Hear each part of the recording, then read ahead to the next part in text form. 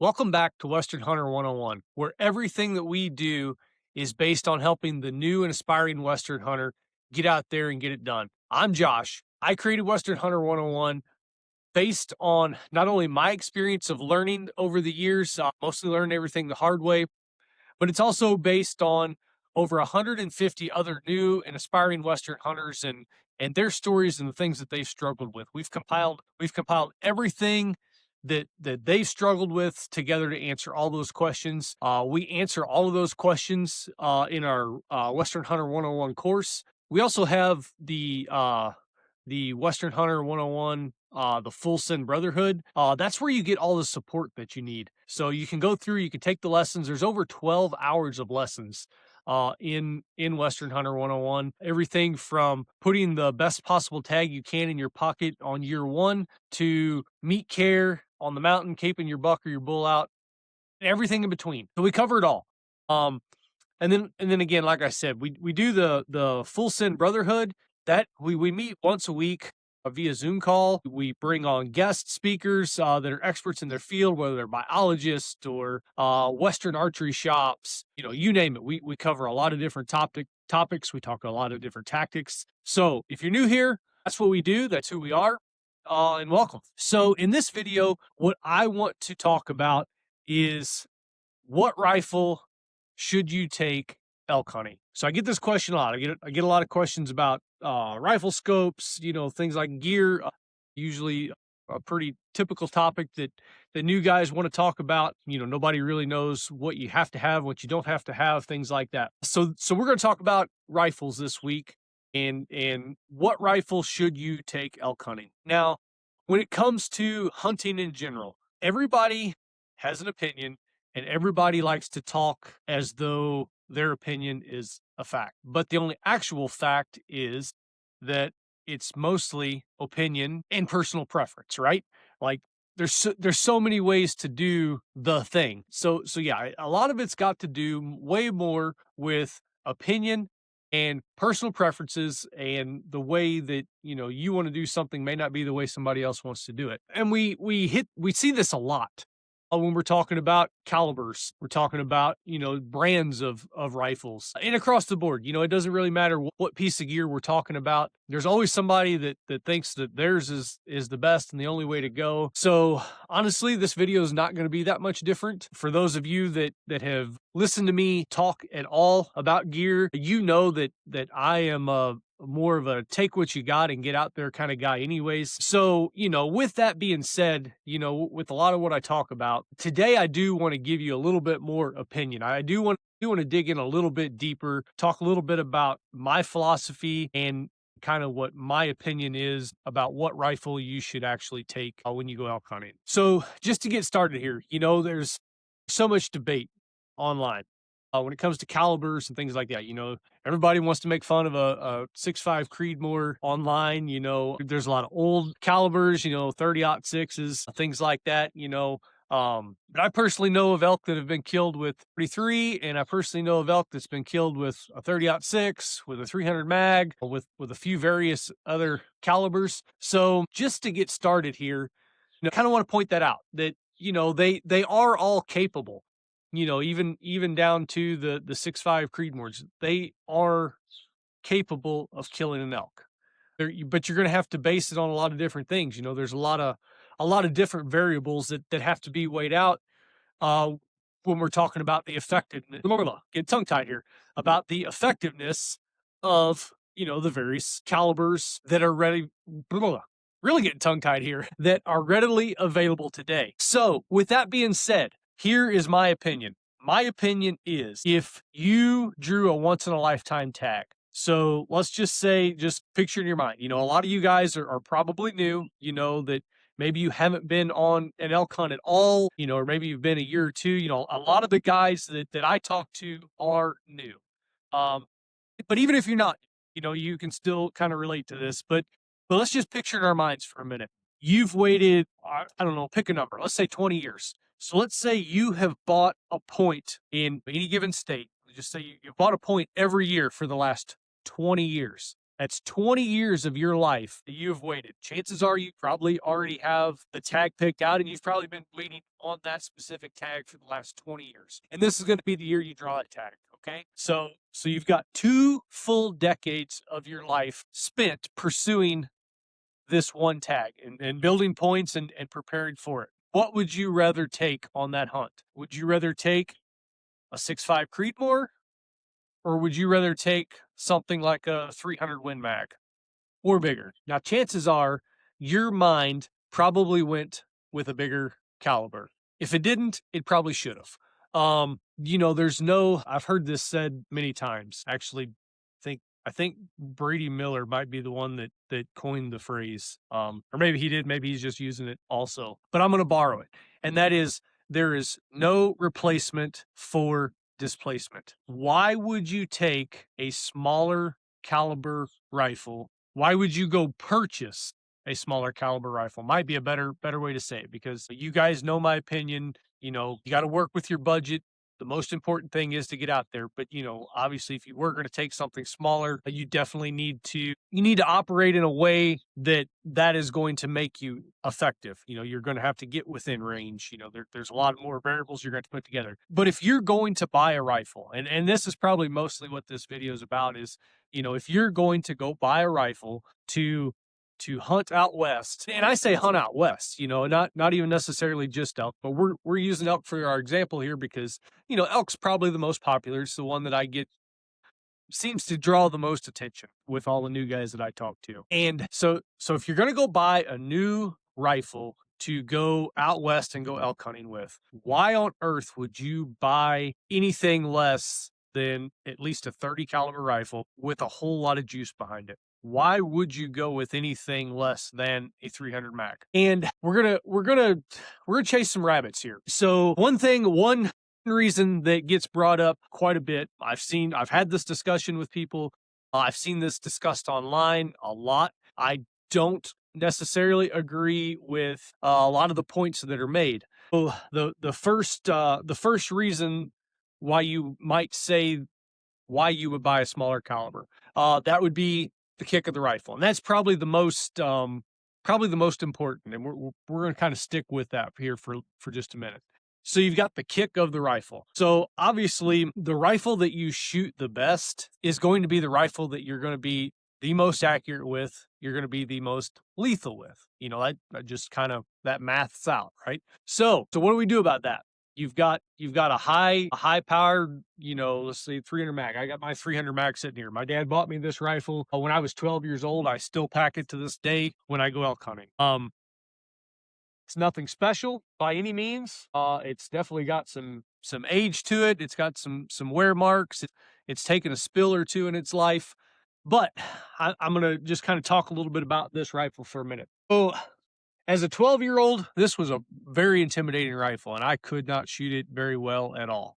Okay. Even today, I'm 40 years old. I'm 5'8" if I stretch up nice and tall, and I'm 140 pounds soaking wet. I'm not a very big feller. Oh, this 300 Mag with a synthetic stock, it's just a Savage. It's nothing special. Kick like a mule. This thing would just rock my world.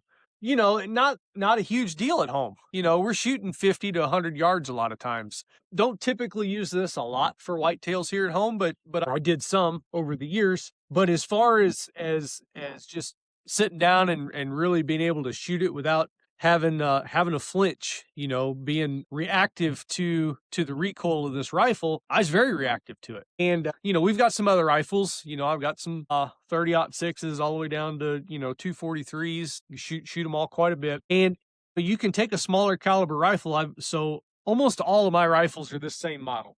They're just a different caliber. So I can take my 243 and I can just lay that thing down. Don't hold on to it. I can just lay it down and just shoot it.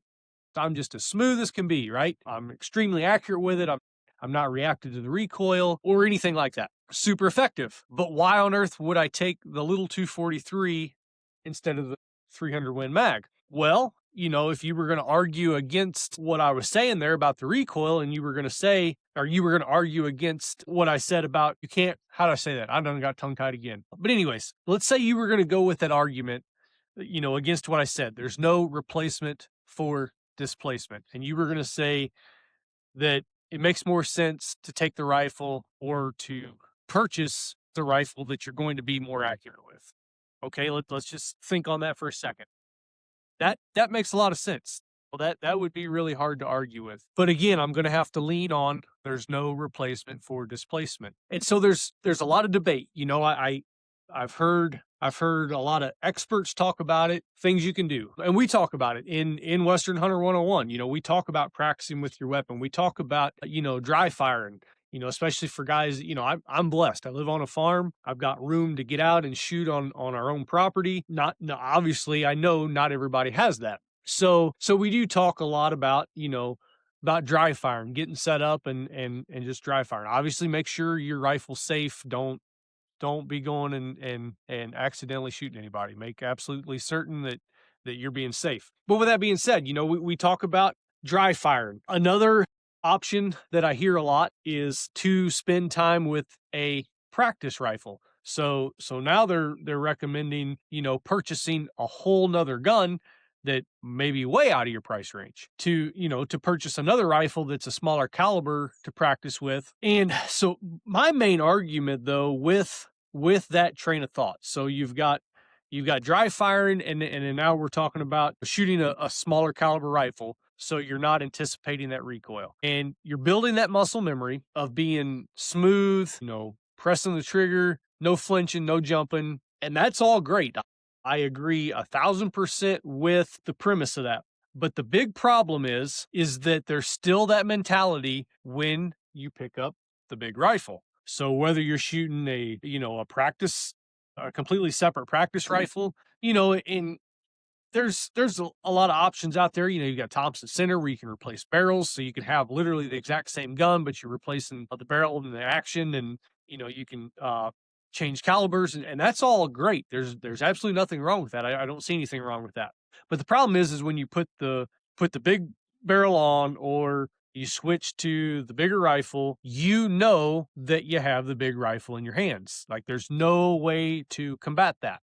There's no amount of practice, dry firing, shooting the smaller caliber guns. There's nothing you can do that's going to erase from your mentality the fact that you are holding the larger rifle. So what are we going to do about that? So it is, of my opinion, if you're going to purchase a rifle for your elk hunt, it is my opinion to buy the larger caliber. And there is one way to take your flinch out, to take that mentality of picking up the larger rifle. There is one way to mitigate that, to get rid of that. And the answer to that is put a muzzle brake on. Again, this is a cheap rifle. A lot of the new rifles that you can buy, they're going to come with threaded barrels. They're going to come, ready for muzzle brakes or suppressors, whichever route you choose to go. I don't have a lot of experience with the suppressors, so I don't want to speak to that too much, but I am kind of under the understanding that they don't take as much of the recoil out as a muzzle brake. And I could be wrong on that. So don't hold me to that. I'm not preaching that like it's the gospel or anything, because I have very, very little experience with the suppressors. What I do know is that if you put a muzzle brake on the end of your rifle, it is going to take a very large percentage of that recoil. This rifle sitting here behind me, I put this muzzle brake on. It's a Wit Machine brand muzzle brake. It's just a clamp on. It clamps on the end of my barrel. It was a relatively small investment. I don't remember exactly what it was. I've had it for a while now. So I don't remember the actual dollar amount that I paid for it. But I took the measurements off the end of my rifle. I sent it to him. They sent me a muzzle brake, put it on. Was able to do it all on my own. No need for a gun shop or a gunsmith or anything like that to install it. But what I do know is that I can lay this rifle over my pack. I can build my rest. I can, build my back rest, build my front rest. I can settle in on this rifle and I can press the trigger without any recoil anticipation, because now this rifle has less recoil than either one of the two 243s that I have in the gun safe. that are the exact same model, other than they're short action, smaller caliber, but they're the same gun. And what I learned from that is that you don't need to trick yourself or try to trick yourself, because you can't. And I've tried this, when I first started going out west, going on elk hunts, I took this rifle. Like I said, I've had it since I was 12. So I took this rifle, but I spent a lot of time in the summertime, shooting a 22, or the 22 250 or 223. Spent a lot of time shooting those smaller caliber rifles. One, because ammunition's a lot cheaper, but also because I just wanted to practice. And I knew this thing kicked like an absolute mule, but it never failed. With all that practice, I still had recoil anticipation as soon as I picked this rifle up. So I knew that I had those issues. When I put the muzzle brake on, honest to goodness, I had no idea it was going to take that much recoil out of it. And when I first touched it off, well, number one, I really didn't know what was going to happen, because I did install it myself, and I was a little bit unsure uh, of putting something on the end of my rifle and then sending hot lead through it. What exactly was going to happen? So the first shot was a lot of anticipation, but after 5 or 6 rounds, I had already lost all the recoil anticipation. It just completely went away, because I was so surprised and so impressed with how little recoil this rifle has now, that I was able to just get comfortable, look through my scope, now have follow up through my scope. I was able to continue to watch through my scope, and shooting far enough, I was actually able to watch impact a lot of times. Never, ever would have been able to do that before. So it is my opinion that you should probably go with a 300 Win Mag or something very comparable. It doesn't absolutely have to be a 300 Win Mag, but something very comparable. And not because I think you need to just automatically turn into a sniper and be taking, 800 or 1,000-yard shots or anything like that. You definitely still should get as close as you can, and try to be, the most ethical you can be. You have to be real with yourself of what your capabilities are, how much practice that you actually put into this, as far as what range you're actually comfortable with shooting. So even if we're only talking, 1, 2, 300 yards, these large caliber rifles are going to hit way harder, and they're going to do more damage when they get there. And that is not opinion. That is a fact. I mean, that's just simple physics. But with the problem always being the reaction to recoil to the larger rifles, we have the option to tame these rifles down and to take a lot of recoil out. And I hear a lot of guys, well, I shouldn't necessarily say a lot, but I've heard a few of the gurus that they don't like muzzle brakes. You've got all this percussion around you, your buddies, if he doesn't have his earplugs or ear protection in, it's going to rock his world. And that is all true. That is 100% true. There's no doubt. Don't want to be standing next to this thing without ear protection. But you owe it to that animal to make it as quick and ethical as possible. And again, there's so much opinion out there. There's so much personal preference out there. And I'm not going to sit here and try to tell you that you can't use whatever it is that you have that you want to use. As long as it's legal, do as you will. I just want to give my opinion on this particular topic. I think that if you wouldn't take it on the hunt that you've waited 20 years for, if you would rather take the larger rifle for the hunt that you've waited 20 years for, it doesn't matter if it's your first year hunting elk or if it's an elk hunt that you've waited 20 years for, the elk is still the same animal. So why not go ahead and take what is better in the first place? But if you are going to take that larger caliber rifle, put a muzzle brake on it, take the recoil out of it. That way you can have the confidence in shooting that rifle just as you would in shooting a smaller caliber rifle, as far as your accuracy and the fact that you will not be reacting to the recoil. Now, I might have got a little long-winded on that. As you know, a lot of my videos are way more based around, budget-friendly options, taking what you got. I'm not real big on pushing things off on you, but this is one thing that I do see discussed a lot. There's a lot of debate out there about this. So I kind of felt like I should put my 2 cents in. Number one, because I think I'm right, just like we all do. But really, in all honesty, I do believe that the larger caliber rifle is a better option, but I also understand the argument with the reaction to recoil. So I just wanted to throw my 2 cents in there of why I think you should use the larger caliber rifles and what I think is the most effective way to get rid of that reaction. So if you got any value out of this at all, I'd appreciate if you'd like this video and subscribe. And if you are new to Western hunting, if you're looking to put your first hunt together, if you are overwhelmed and you don't know where to start, check out Western Hunter 101. We've got a few different options. You can just take the 12 plus hours of lessons, which is great in itself. A lot of value there, or I shouldn't say a lot. There's a ton of value there. But I strongly, strongly ask you to consider the full send, just because you're going to get all the extra support. You know, we do meet once a week via Zoom. You know, we have a lot of experts that come in. You know, sometimes once a month, sometimes every week, just depending on the time of the year it is and kind of what we've got going on. But you can come, you can bring any question, anything that you're working on at that time. So whether that be, a question about picking a unit or how a certain state works for the application season, what you should be doing physically to get ready, gear, anything at all to do with you preparing for your first Western hunt, you're able to just hop in there, and you don't even have to be your first hunt. There's guys in there they've been hunting out west 4 or 5 years now. They still bring questions to the group. So there's always room for all of us to learn something anyways. We can hold each other accountable and help each other be ready for these hunts. These hunts are a big investment of our time and of our money. So we want to make the most of them. And in that full Send Brotherhood, we all want to see you succeed. So head on over to westernhunter101.com and check out the full send.